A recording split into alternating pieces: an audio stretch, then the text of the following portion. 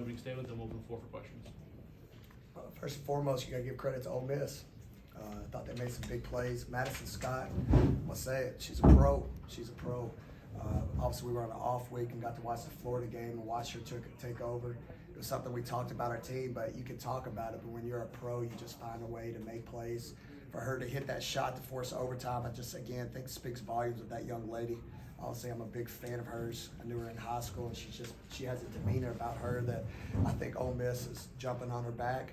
But also, I thought it was a great game for women's basketball. Obviously, disappointed my team is, but at the same time, to think about what this game stands for, think pink, and you had two teams absolutely battling.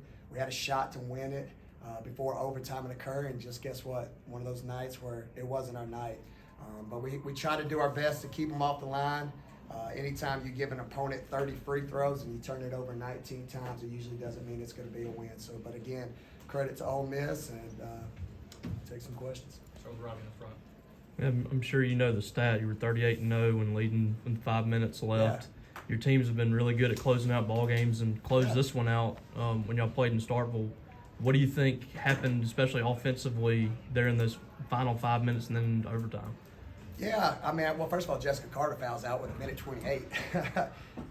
She was in a rhythm, and we were doing a great job having balance.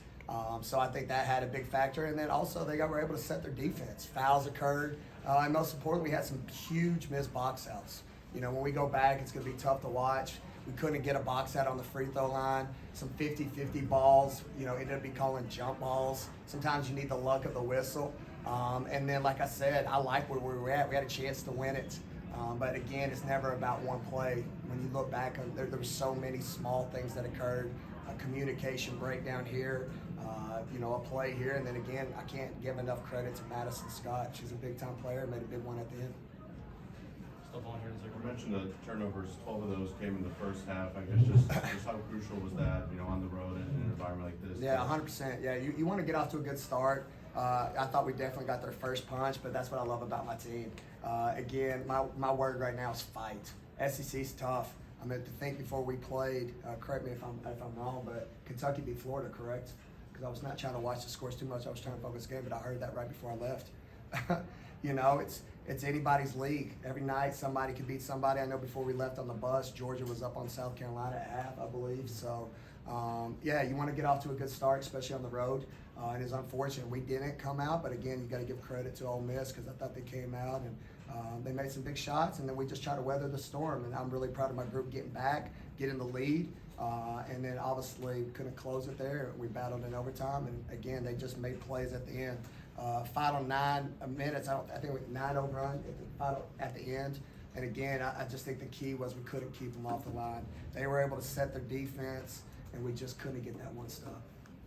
Justin on the side. You mentioned Jessica. Just how healthy was she today, and then how much did her falling out change what you did? Yeah, no, it was a crazy week. We always get better during off week. I don't make excuses, but again, it was just a crazy week for us. Jess having that high ankle sprain that we talked about, and just her putting the time in the training room and fighting to get back to play 32 minutes, again, is why she's a pro as well.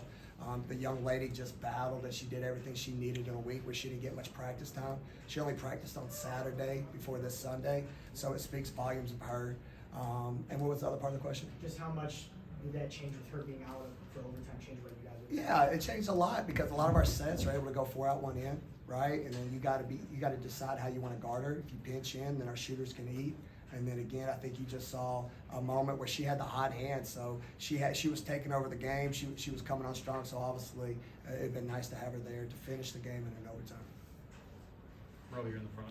You had put yourself in really good position with that winning streak, couple of losses now on the road. You got to go on the road too for 2 tough games at Alabama, and also the games you have coming up.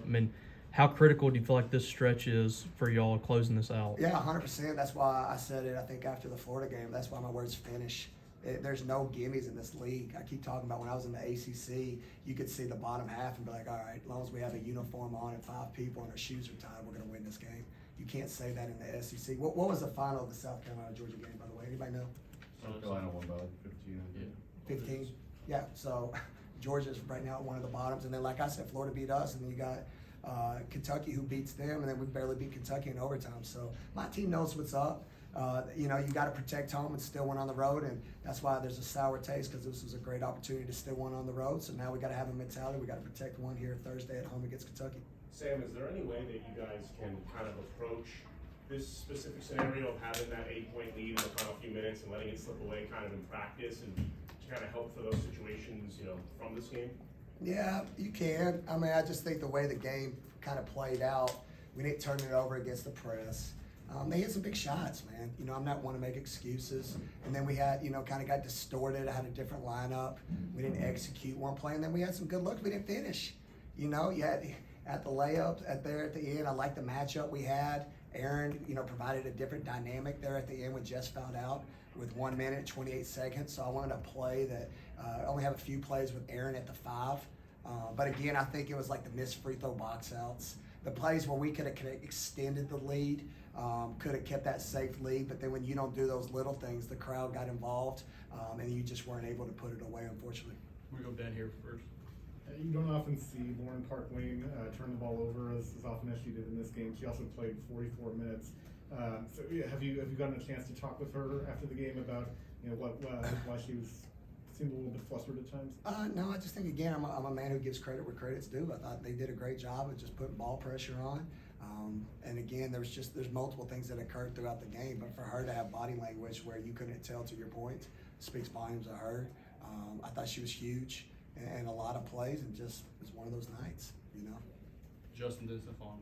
Sam, you mentioned a couple times this year just about with this league, anybody can beat anybody on, you know, any night. Yeah. How much does, I guess, these past 2 losses sort of help you maybe push that point to the team, you know, for these final last 4 or 5 games? Yeah, I mean, I think I got a smart enough team. I got 3 fifth-years who start, so I think they know what's up. They where they came here.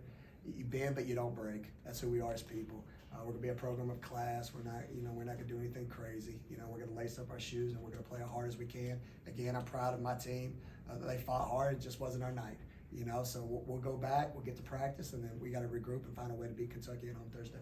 Final question here with Stephon. Jerk filled up the stat sheet today and, you know, had 18 points. What did you think of the way, you know, she played against this Ole Miss defense? Yeah, unbelievable. The kid's just relentless. She, you know, we talked about it there at the end. I was like, go time, kid.